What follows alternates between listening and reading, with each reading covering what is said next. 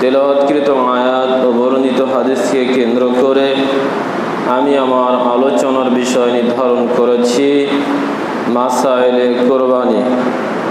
বর্ণিত বিষয়ের প্রতি পবিত্র কোরআন ও সহিহ হাদিসের আলোকে আমার অতি ক্ষুদ্র বিদ্যায় এক জনকল্যাণকর সংক্ষিপ্ত আলোচনা রাখার চেষ্টা করব ইনশাআল্লাহ।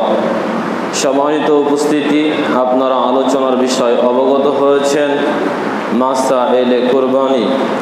যেহেতু আমাদের মাঝে আর অল্প হাতে গোনা কয়েকদিনের ভিতরে সম্ভবত 16 দিন পরেই আমাদের মাঝে মুসলিম জাতির সর্ববৃহৎ একটি আনন্দঘন অনুষ্ঠান ঈদুল আজহা আমরা উদযাপন করতে যাচ্ছি।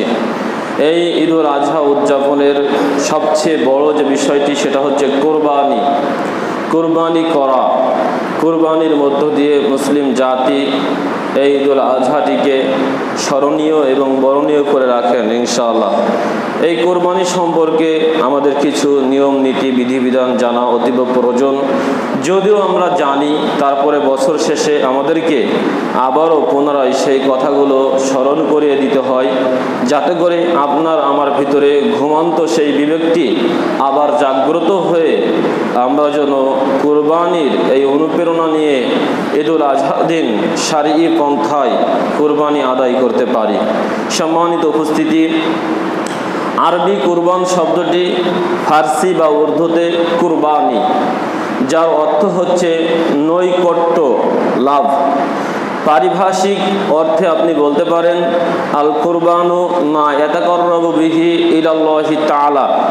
কুরবানি ওই মাধ্যমকে বলা হয় যার দ্বারা আল্লাহর নৈকট্য হাসিল করা হয়ে থাকে।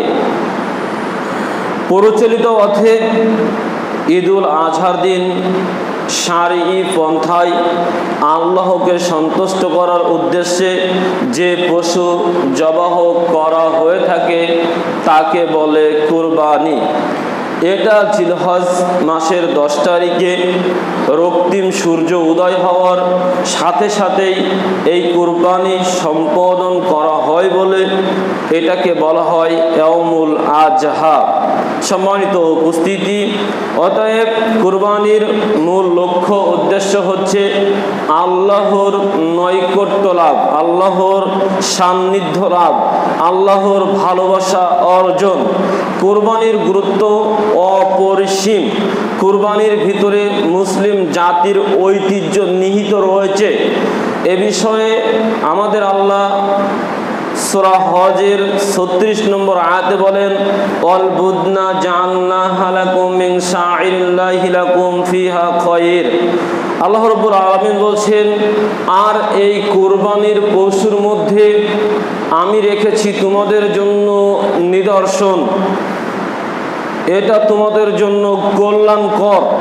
সম্মানিত উপস্থিতি, সংক্ষিপ্ত এই আয়াত দিয়ে আল্লাহ রাব্বুল আলামিন জানিয়েছেন কুরবানির পশু শুধু গোশত খাওয়া অনুষ্ঠান নয়, কুরবানির পশু দিয়ে মানুষ শুধু গোশত খাবে এটা নয়। কুরবানির পশুর ভিতরে আমি আল্লাহ মুসলিম জাতির ঐতিহ্য নিদর্শন এর ভিতরে লুকায়িত রেখেছি, এর ভিতরে তোমাদের জন্য কল্যাণ রয়েছে। অতএব তোমরা এভাবে কুরবানিকে মূল্যায়ন করিও না যে কুরবানিটি শুধুমাত্র একটি গোশত খাওয়া অনুষ্ঠান বা পশু জবাহ করা অনুষ্ঠান। এই জন্য তো কাজী নজরুল ইসলাম তার কুরবানি নামক কবিতায় বলেছিলেন, ওরে হত্যা নয় আজ সত্যাগ্রহ শক্তির উদ্বোধন, ওই খুনের খুঁটিতে কল্যাণ কেতু লক্ষ্য ওই তরুণ, আজ আল্লাহর নামে জান কুরবানে ঈদের উদ্বোধন, ওরে হত্যা নয় আজ সত্যাগ্রহ উদ্বোধন। রাসূল সাল্লাল্লাহু আলাইহি ওয়াসাল্লাম এভাবেই আমাদেরকে জানিয়েছেন যে আসলে আমরা যে জিনিসটাকে হত্যা মনে করেছি সেই হত্যার ভিতরে একটা সত্য লুকায়িত রয়েছে, যার মধ্য দিয়ে আল্লাহর নৈকট্য, আল্লাহর নাম নিয়ে পশুর জান কুরবানি দেওয়ার মধ্য দিয়ে আমাদের লুকায়িত হৃদয়ের ভিতরে পশুত্বকে আমরা দূরীভূত করতে পারি, আমরা ফিরে যেতে পারি সেই ইব্রাহিম আলাইহি ওয়াসাল্লাম এবং ইসমাঈল আলাইহি ওয়াসাল্লামের সেই তাওহীদি চেতনায়।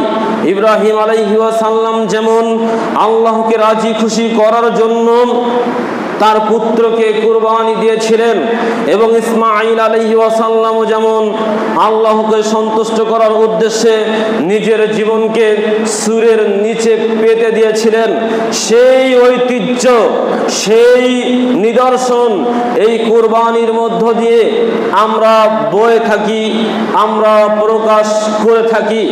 অতএব এই দিনটাকে আমরা যেন শুধুমাত্র গোশত খাওয়ার অনুষ্ঠান হিসাবে না গণ্য করি। সম্মানিত উপস্থিতি, কোরবানির গুরুত্ব বোঝাতে গিয়ে নবী করিম সাল্লাল্লাহু আলাইহি ওয়াসাল্লাম বলেন, আনাবি হুরায়রা রাদিয়াল্লাহু তাআলা আনহু قال قال رسول الله صلى الله عليه وسلم من كان له ساعة ولم يضحي فلا يقربن مصلى। শোনো দুনিয়ার মানুষ, তোমাদের ভিতরে যাদের সামর্থ্য রয়েছে, তোমাদের ভিতরে যাদের সামর্থ্য রয়েছে, এই সামর্থ্য থাকার সত্ত্বেও তোমরা যারা কুরবানি করলে না, মান কানা লাহু সাআতান ওয়া লাম ইযহি ফালা ইয়াকরিবান্না মুসাল্লান, যার ভিতরে কুরবানি দেওয়ার ক্ষমতা রয়েছে, সামর্থ্য রয়েছে, টাকা পয়সা রয়েছে, এই সামর্থ্য থাকার সত্ত্বেও যদি তুমি কুরবানি না দাও, তাহলে ফালাম ইযহি ফালা ইয়াকরিবান্না মুসাল্লান, তুমি যেন আমার ঈদগাহের নিকটবর্তী না আসো, তুমি যেন আমার ঈদগাহের নিকটবর্তী না আসো। অতএব কোন ব্যক্তি যদি কুরবানি দেওয়ার সামর্থ্য রাখে তবে কুরবানি না দেয়, ওই ব্যক্তিকে আমাদের নবী বলেছেন, তোমার সামর্থ্য রয়েছে, তুমি কুরবানি দিলে না, তোমার জন্য আমার ঈদগাহ ময়দান নয়, তোমাকে আমি নিষেধ করছি, তোমাকে যেন আমি ঈদের মাঠে না দেখি।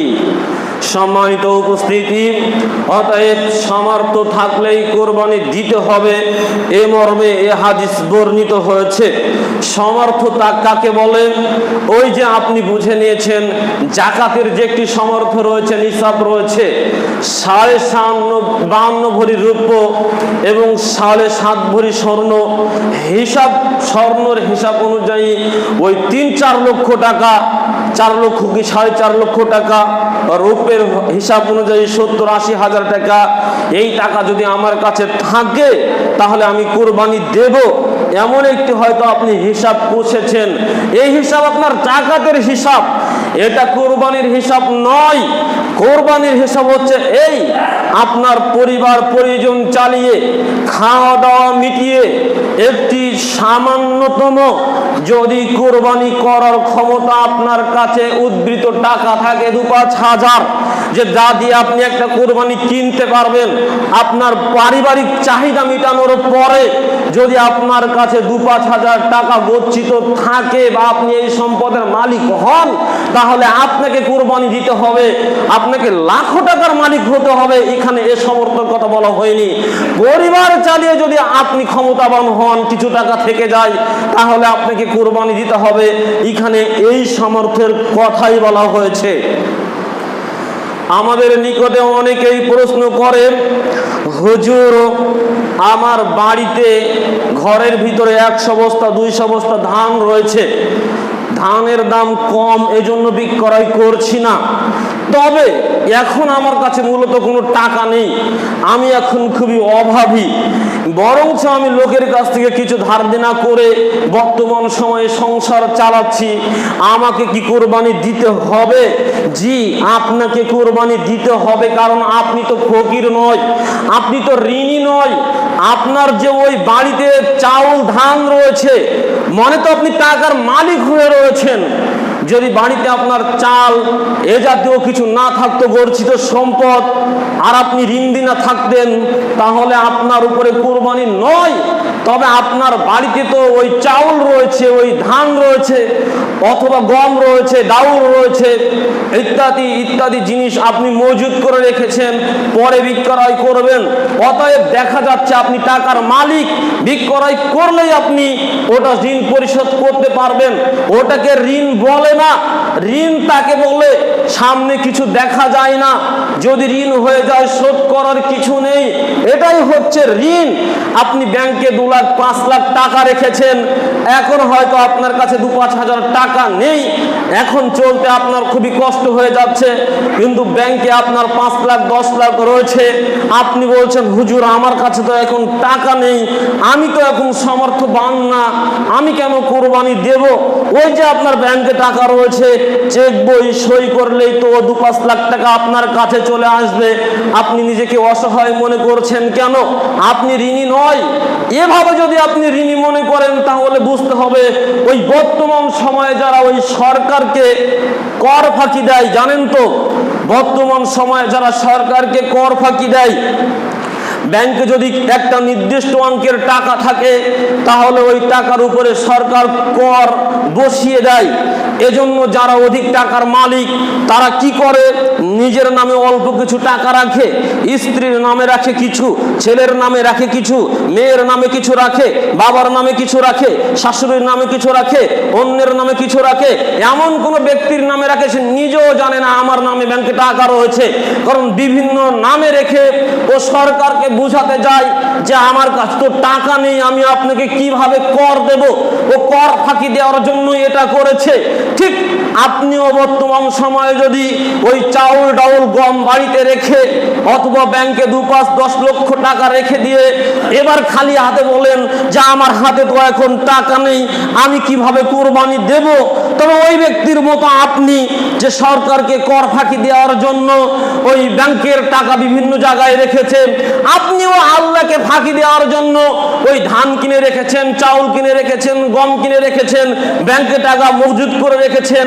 এবার বুঝাতে চাচ্ছেন যে আমার হাতে টাকা নেই। ওটা নয় জনগণ বুঝলো, তবে আল্লাহ তো বুঝবে না। আল্লাহ তো ঠিকই জানে আপনি কোথায় কোথায় মাটির নিচে অথবা কোন সিন্ধুকের ভিতরে আপনার ওই 1000 টাকার নোটগুলো কস করে গুছিয়ে রেখেছেন। সম্মানিত উপস্থিতি, অতএব বলছিলাম সমর্থ থাকলেই আপনাকে কোরবানি দিতে হবে। সমর্থ থাকার পরেও যদি আপনি কোরবানি না দেন, তাহলে আপনাকে ঈদের মাঠে যেতে নবী সাল্লাল্লাহু আলাইহি ওয়াসাল্লাম নিষেধ করেছেন। কথাটা কানে বেঁধে রাখবেন। সমর্থ থাকার সত্ত্বেও যদি আপনি কোরবানি না দেন, আপনাকে ঈদের মাঠে যাওয়া নবী সাল্লাল্লাহু আলাইহি ওয়াসাল্লাম নিষেধ করেছেন। সম্মানিত উপস্থিতি, এ পর্যায়ে আপনাদের সামনে দু একটি কথা বলি। যেহেতু সামনে জিলহজ মাস, জিলহজ মাসের একটা গুরুত্ব রয়েছে, জিলহজ মাসের একটা ফজিলত রয়েছে। জিলহজ মাসের গুরুত্ব এবং ফজিলত সম্পর্কে আমাদের নবী মুহাম্মদ সাল্লাল্লাহু আলাইহি ওয়াসাল্লাম বলেছেন। عن ابن عباس رضي الله تعالى عنه قال قال رسول الله صلى الله عليه وسلم ما من أيام العمل الصالح فيهن أحب إلى الله من هذه الأيام العشرة। শোনো, যখন তোমাদের মাঝে ওই জিলহজ মাস এসে যায়, আল্লাহর নিকটে এই জিলহজ মাসের প্রথম 10 দিন মিন হাযিহিল আইয়ামিল আশরতি, আল্লাহর নিকটে এই জিলহজ মাসের প্রথম 10 দিন এত প্রিয় আল্লাহর কাছে, এত প্রিয় যে পৃথিবীতে আর কোনো আমল এই 10 দিনের সমতুল্য আল্লাহ রাব্বুল আলামিন নির্ণয় করেননি। অতএব এই 10 দিনে ইবাদত করে আল্লাহকে যত খুশি করা যায় পৃথিবীতে, আর ওই বাকি 345 দিন ইবাদত করে আল্লাহকে তত খুশি করা যায় না। এ পর্যন্ত বলাতেই একজন সাহাবী বললেন, ক্বালা ইয়া রাসূলুল্লাহ সাল্লাল্লাহু আলাইহি ওয়াসাল্লাম ওয়ালাল জিহাদু ফি সাবিলিল্লাহ। হে নবী মুহাম্মদ সাল্লাল্লাহু আলাইহি ওয়াসাল্লাম, আপনি যে বললেন যে পৃথিবীতে সবচাইতে উত্তম ইবাদতের সময় হচ্ছে জিলহজ মাসের প্রথম 10 দিন, এই 10 দিনে যত বেশি আল্লাহকে খুশি করা যায় আর পৃথিবীতে অন্য কোনো দিনে এত বেশি আল্লাহকে খুশি করা যায় না, তা আপনি কি বলতে চাচ্ছেন ওয়ালাল জিহাদু ফি সাবিলিল্লাহ, এই আল্লাহর রাস্তায় জিহাদ করা, আল্লাহর রাস্তায় জিহাদ করা, সংগ্রাম করা, এটাও কি এই 10 দিনের চাইতে উত্তম? তখন আমাদের নবী বললেন, ক্বালা ওয়ালাল জিহাদু ফি সাবিলিল্লাহ, শোনো, আল্লাহর রাস্তায় জিহাদ করাটাও এর চাইতেও এই জিলহজ মাসের 10 দিন ইবাদত করা আল্লাহর নিকটে সবচাইতে বেশি উত্তম। সুবহানাল্লাহ। অতএব কোন ব্যক্তি ওই শত্রুর বিরুদ্ধে নিজের জীবনটাকে বাজি রেখে ঝাঁপিয়ে পড়েছেন, ওই ব্যক্তি না যতটা পুণ্য করেছেন 10 দিন এই জিলহজ মাসের 10 দিন যদি কোনো ব্যক্তি ইবাদত বন্দেগী করে, তাহলে ওর চাইতেও আল্লাহ বেশি খুশি হয়ে যাবেন এই ব্যক্তির উপরে। তবে এবার রাসূল সাল্লাল্লাহু আলাইহি ওয়াসাল্লাম একটা কথা বলেছেন, ইল্লা রাজুলুন, তবে ওই ব্যক্তি ব্যতীত, খরাজা বিনাফসিহি ওয়া মালিহি, যে ব্যক্তি তার ঘর থেকে বের হলো তার জীবন নিয়ে, তার সম্পদ নিয়ে, ফালাম ইয়ারজি মিন যালিকা বিশাইইন, অথচ সে তার আর জীবন এবং সম্পদ নিয়ে আর ঘরে ফেরা হলো না, অতএব শহীদ হয়ে গেল। এই শহীদের চাইতে নিম্ন, তবে গাজীর চাইতে উত্তম। সুবহানাল্লাহ। শহীদের চাইতে নিম্ন, যিনি তার জীবন এবং মাল নিয়ে ফিরতে পারল না, শত্রুর তরবারির আঘাতে শহীদ হয়ে গিয়েছেন, ইনি সবার চাইতে সম্মানিত। কিন্তু তিনি যুদ্ধক্ষেত্রে যুদ্ধ করে গাজী হয়ে আবার জীবন নিয়ে বাড়ি ফিরেছেন, তার চেয়েও এই জিলহজ মাসের 10 দিন ইবাদত করা হচ্ছে আল্লাহর নিকটে সর্বোত্তম। এবার আপনার কাছে প্রশ্ন থাকতে পারে, হাদিসটি বললাম বুখারী মিশকাতের 1460 নম্বর হাদিস। এবার আপনার কাছে একটা প্রশ্ন থাকতে পারে, হুজুর আপনি তো পূর্বেও বলেছেন যে আল্লাহর কাছে সবচাইতে গুরুত্বপূর্ণ দিন হচ্ছে ওই লাইলাতুল কদর বা রমজানের শেষ 10 দিন। রমজানের শেষ 10 দিন হচ্ছে আল্লাহর কাছে সবচাইতে গুরুত্বপূর্ণ দিন। আজকে তো আপনি বলছেন যে জিলহজ মাসের 10 দিন সবচাইতে গুরুত্বপূর্ণ, তা আপনার কথায় আমরা কোনটা বিশ্বাস করব? দুইটাই তো রাসূল সাল্লাল্লাহু আলাইহি ওয়াসাল্লাম বলেছেন, তা আমরা কোনটা মেনে নেব? রমজানের শেষ 10 দিনের কথা মেনে নেব, না আজকে এই জিলহজ মাসের প্রথম 10 দিনের কথা মেনে নেব? জি, আপনি খেয়াল করে শুনুন, আপনার উত্তর দিয়ে যাচ্ছি, আর আপনার ভিতরে প্রশ্ন থাকবে না। রমজানের শেষ 10 দিনের ভিতরে লাইলাতুল কদর রয়েছে, এ কারণেই রমজানের শেষ 10 দিনের ভিতরে সর্বশ্রেষ্ঠ রাত হচ্ছে লাইলাতুল কদরের রাত। পৃথিবীতে এ রাতের সমতুল্য আর কোন রাত দুনিয়ার বুকে আসবে না। রমজানের শেষ 10 দিনের ভিতরে লাইলাতুল কদর রয়েছে বিধায় পৃথিবীতে সবচাইতে মহামূল্যবান রাত হচ্ছে লাইলাতুল কদরের রাত। এ কথা সত্য, এ কথা ঠিক। এবার আপনাকে বলছি, আর জিলহজ মাসের 10 দিনের ভিতরে আরাফার সিয়াম রয়েছে, কুরবানি রয়েছে, বিশেষ করে আরাফার সিয়াম রয়েছে, যার কারণে দিনের ভিতরে সবচাইতে মূল্যবান দিন হচ্ছে জিলহজ মাসের প্রথম 10 দিন। এই দিনের মতো আর দিন পৃথিবীতে আসবে না। অতএব ক্লিয়ার উত্তর, রমজান মাসে লাইলাতুল কদর থাকার কারণে সর্বশ্রেষ্ঠ রাত হচ্ছে লাইলাতুল কদরের রাত, যার সমকক্ষ সমতুল্য পৃথিবীতে দ্বিতীয় কোনো রাত নেই। আর জিলহজ মাসের 10 দিনের ভিতরে আরাফার সিয়াম রয়েছে, কুরবানি রয়েছে, যার কারণে দিনের ভিতরে সর্বশ্রেষ্ঠ দিন হচ্ছে এই যে জিলহজ মাসের প্রথম 10 দিন। এই দিনের সমতুল্য আর কোনো দিন আসবে না। অতএব দিনের ভিতরে শ্রেষ্ঠ দিন হচ্ছে হচ্ছে জিলহজ মাসের প্রথম 10 দিন, রাতের ভিতরে সর্বশ্রেষ্ঠ রাত হচ্ছে লাইলাতুল কদরের রাত। এবার মনে হয় আপনার ভিতরে আর প্রশ্ন থাকার কথা নয়। সম্মানিত উপস্থিতি, অতএব জিলহজ মাসের প্রথম 10 দিনকে গুরুত্ব দিয়ে ইবাদত বন্দেগী করার চেষ্টা করতে হবে। নফল সিয়াম থেকে শুরু করে নফল সালাত ইত্যাদি ইত্যাদি জিকির আজগার যা কিছু রয়েছে ভালো কর্ম আপনি করতে পারেন। এদিনে করলেই আল্লাহ আপনার উপরে বেশি খুশি হয়ে যাবে। তবে বিশেষ করে আপনার নিকটে একটি সিয়ামের কথা বলে যাই। ওই যে সিয়ামের কথা বললাম, আরাফার সিয়াম। আবু কাতাদা রাদিয়াল্লাহু তাআলা আনহু বলেন, সিয়ামু ইয়াউমিন আরাফা আহতাসিবু আলাল্লাহ আইকাফাস সানাতাল্লাতি বাদাহু ওয়াস সানাতাল্লাতি ক্বাবলাহু। মুসলিম মিশকাত হাদিস নম্বর 2044, সওম অধ্যায় নফল সিয়াম অনুচ্ছেদ। বর্ণিত হাদিসে আবু কাতাদা রাদিয়াল্লাহু তাআলা আনহু বলেন, নবী সাল্লাল্লাহু আলাইহি ওয়াসাল্লাম বলেছেন, সিয়ামু ইয়াউমিন আরাফা আহতাসিবু আলাল্লাহ, আমি আশা রাখি আল্লাহর নিকটে আরাফা দিনের নফল সিয়াম, আরাফা দিনের একটি নফল সিয়াম, আরাফা দিনের একটি নফল সিয়াম যেটা আরাফা দিনেই থাকতে হয়, আমি এই সিয়ামের ব্যাপারে আল্লাহর নিকটে আশা রাখি। সিয়ামু ইয়াউমিন আরাফা আহতাসিবু আলাল্লাহ আই ইউকাফফাস সানাতাল্লাতি ক্বাবলাহু ওয়াস সানাতাল্লাতি বাদাহু। এই সিয়ামটি তার এখন থেকে শুরু করে পূর্বের 1 বছরের, এখন থেকে শুরু করে পরবর্তী 1 বছরের, এখন থেকে শুরু করে পূর্ববর্তী 1 বছরের, অতএব এখান থেকে 1 বছর পূর্বে যা করেছি, আর এখন থেকে শুরু করে পরবর্তী 1 বছরের, অতএব আগে 1 বছর পরে 1 বছর, আগে 1 বছর পরে 1 বছর যাবতীয় সগীরা গুনার কাফারা হয়ে যায়। সুবহানাল্লাহ। অতএব আজকে আপনি আরাফার সিয়াম পালন করলেন, ইতিপূর্বে 1 বছর আপনি যা করেছেন ওই সগীরা গুনাহ, এটা আপনার আল্লাহ ওই গুনাহ খাতাকে মাফ করে দিবেন, একেবারে সাদা করে দিবেন। আবার আজকের দিন থেকে ওই পরবর্তী আরাফার দিন আসা পর্যন্ত যদি আপনার কথা কর্ম কাজ দিয়ে কোনো সগীরা গুনাহ হয়ে যায়, কবিরা গুনাহ নয়, সগীরা গুনাহ হয়ে যায়, সেটাও আল্লাহ পূর্ব থেকে আপনার জন্য ক্ষমা এবং মাফ বলে ঘোষণা রেখেছেন। সুবহানাল্লাহ। অতএব আরাফার সিয়াম আপনার আমার জন্য কত গুরুত্বপূর্ণ। আরাফার সিয়াম কবে রাখবেন এ বিষয়ে আলেমদের মাঝে মতভেদ রয়েছে।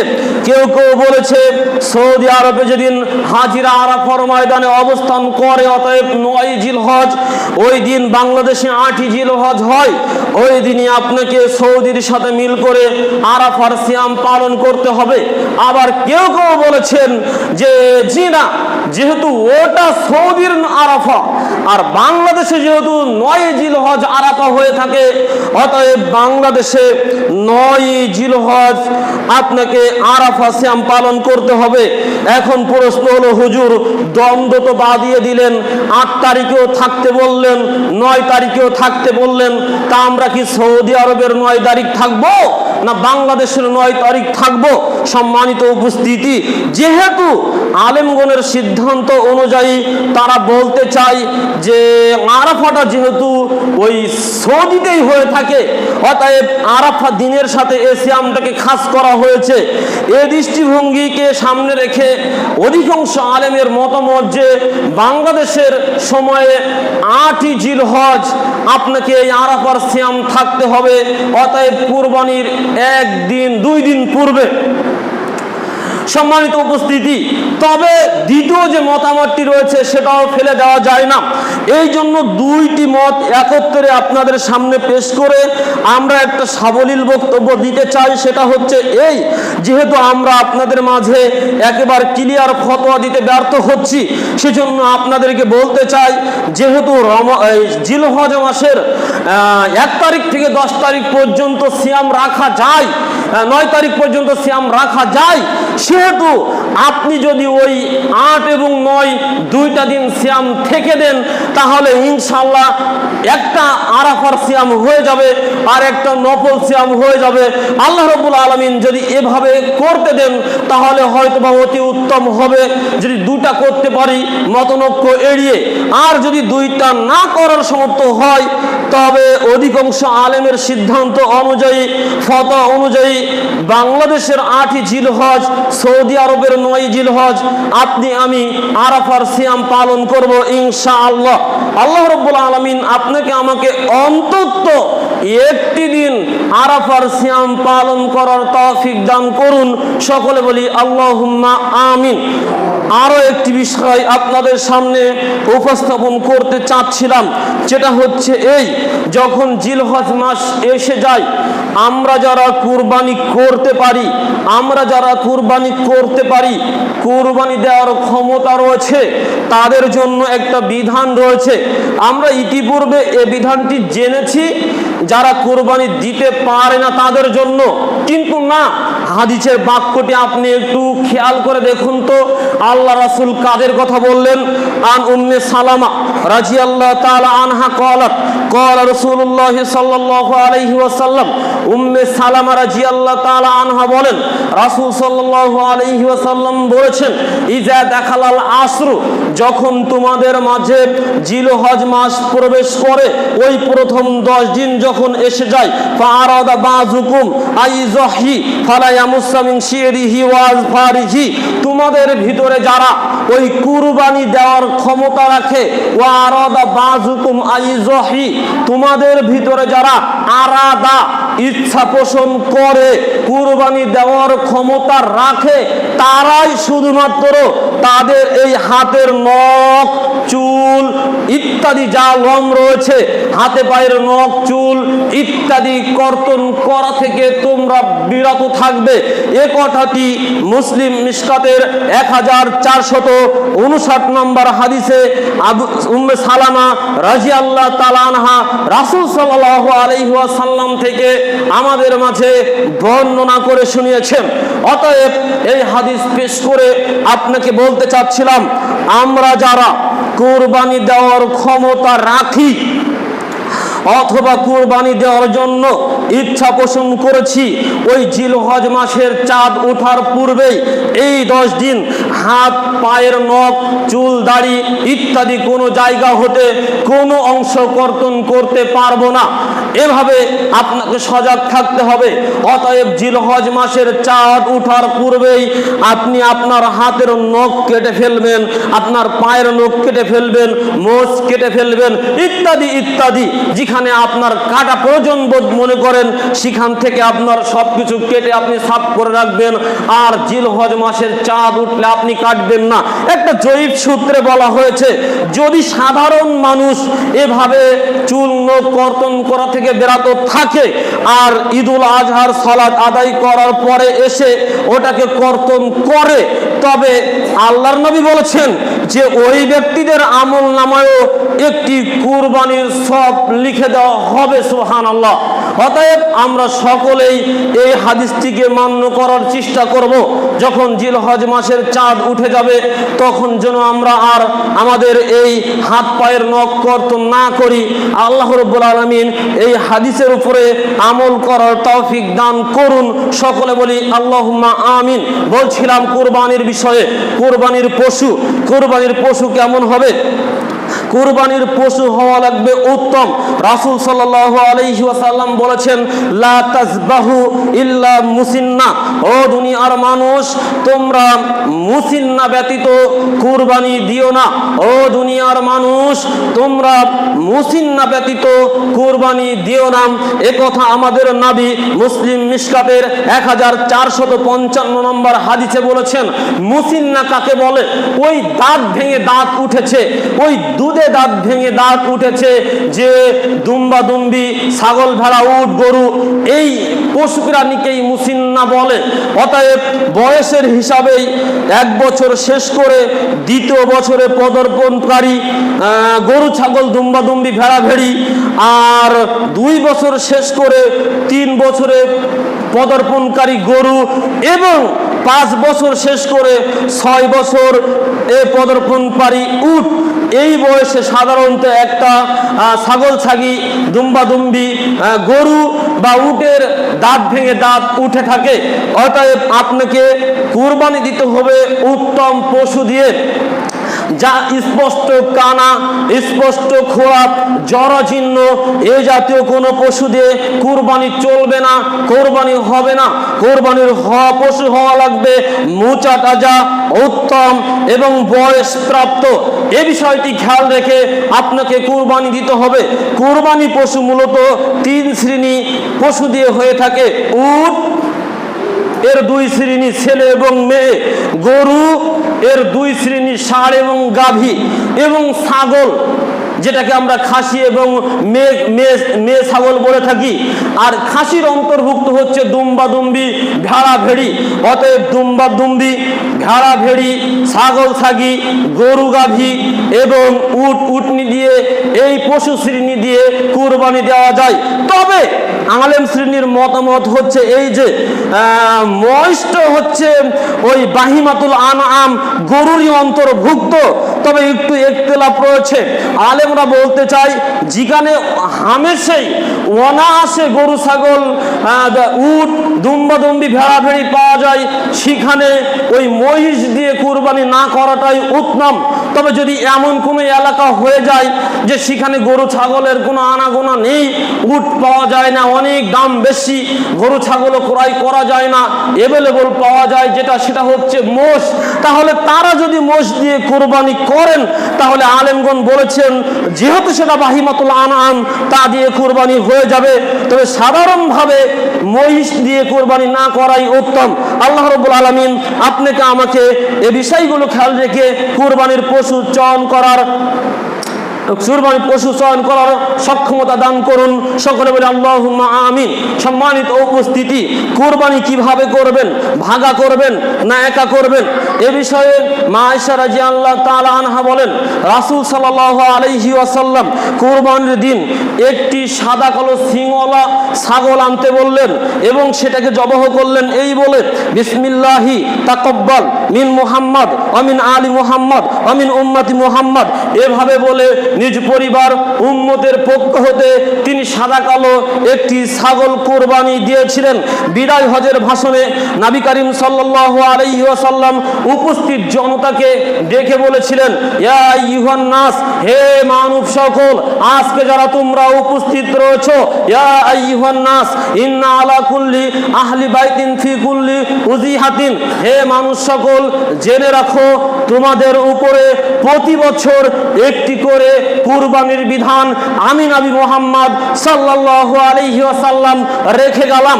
সাহাবী প্রখ্যাত তাবী আবু আইয়ুব, প্রখ্যাত তাবী আতা ইবনে ইয়াসার রাহিমাহুল্লাহ আলাইহি, প্রখ্যাত সাহাবী আবু আইয়ুব আনসারী রাদিয়াল্লাহু তাআলা আনহুকে জিজ্ঞাসা করেছিলেন, ও আবু আইয়ুব আনসারী রাদিয়াল্লাহু তাআলা আনহু, আপনি আমাকে একটু বলুন রাসূল সাল্লাল্লাহু আলাইহি ওয়াসাল্লামের যুগে কিভাবে কুরবানি দেওয়া হতো। তখন আবু আইয়ুব আনসারী রাদিয়াল্লাহু তাআলা আনহু বললেন, কানার রাজুলু ইযহিবি শাতি আনহু ওয়ান আহলি বাইতিহি, শোনো আমরা রাসূলের যুগে একটি পরিবারের পক্ষ হতে নিজে এবং নিজ পরিবারের পক্ষ হতে একটি করে কুরবানি দিতাম। ফায়াকুলুনা ওয়া ইউতিমুনা হাত্তা তুবাহিউন নাসু ফাসারাত কামা তারা, এভাবে ওই কুরবানি হতে আমরা নিজেরা খেতাম এবং অন্যদেরকে খাওয়ানোর ব্যবস্থা করতাম। এভাবে খেয়ে আমরা আনন্দ করতাম, গর্ব করতাম। এভাবেই নাভি থেকে চলে এসেছে ফাসারাত কামা তারা, যেভাবে বর্তমানে তুমি দেখতে পাচ্ছ একটি পরিবারের পক্ষ হতে একটি করে কুরবানি দেওয়ার রেওয়াজ। অতএব রাসূলের যুগ হতে আমরা একটি করে কুরবানি দিতাম। বর্ণিত এই 3টি হাদিস আপনার সামনে পেশ করে বলছিলাম, আয়েশা রাদিয়াল্লাহু তাআলা আনহা বললেন যে রাসূল সাল্লাল্লাহু আলাইহি ওয়াসাল্লাম নিজের পরিবার এবং উম্মতের পক্ষ হতে একটি করে কুরবানি দিতেন এবং বিদায় হজের ভাষণে নবী সাল্লাল্লাহু আলাইহি ওয়াসাল্লাম উম্মতকে লক্ষ্য করে বললেন, তোমাদের নিজ পরিবারের পক্ষ হতে একটি করে কুরবানি প্রতি বছর এই রেওয়াজ আমি রেখে গেলাম। আবু আইয়ুব আনসারী রাদিয়াল্লাহু তাআলা আনহু আতা ইবনে ইয়াসার রাহিমাহুল্লাহ আলাইহিকে বললেন যে আমরা নবীর যুগে পরিবারের পক্ষ হতে একটি করে কুরবানি দিয়ে নিজে খেয়ে অন্যকে খাওয়িয়ে গর্ব করতাম, যেভাবে তোমরা দেখছো। বর্ণিত হাদিসগুলোকে পেশ করে আপনার সামনে সুস্পষ্টভাবে বলতে পারি, পরিবারের পক্ষ হতে একটি করে কুরবানি দেওয়াই উত্তম, পরিবারের পক্ষ হতে একটি করে কুরবানি দেওয়াই উত্তম। যদিও আলেমগণের মতামত 7 ভাগে কুরবানি জায়েজ, 1 ভাগে দেওয়া উত্তম।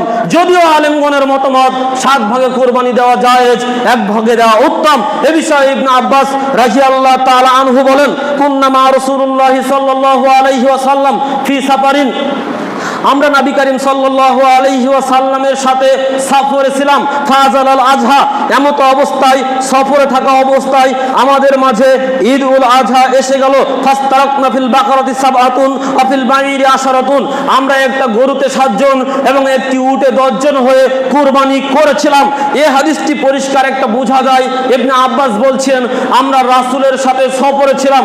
এছাড়াও তিরমিজিতে 3টা হাদিস, ইবনে মাজাতে 5টা হাদিস, নাসাইতে 2টা হাদিস এবং আবু দাউদে 3টা হাদিস, যে কয়টা হাদিস আনা হয়েছে সব কয়টা কুরবানির হাদিসে উল্লেখ রয়েছে আমরা সফরে ছিলাম, সফরে থাকা অবস্থায় 7 ভাগে কুরবানি করেছি। তবে আবু দাউদের 2808 নম্বর যে হাদিস, মিশকাতের 1458 নম্বর হাদিস যেটা নোট করা হয়েছে, এখানে ওই জাবির রাদিয়াল্লাহু তাআলা আনহু বললেন যে রাসূল সাল্লাল্লাহু আলাইহি ওয়াসাল্লাম আমাদেরকে গরুতে 7 জন, উটে 7 জন অংশীদার হয়ে কুরবানি দেওয়ার কথা বলেছেন। তবে জাবির রাদিয়াল্লাহু তাআলা আনহু আর বলেননি যে এটা সফরে না মুকিম অবস্থায়। এই হাদিসকে জোরালোভাবে পেশ করে বর্তমান সময়ে আমরা 7 ভাগের কুরবানির দলিল দিয়ে থাকি।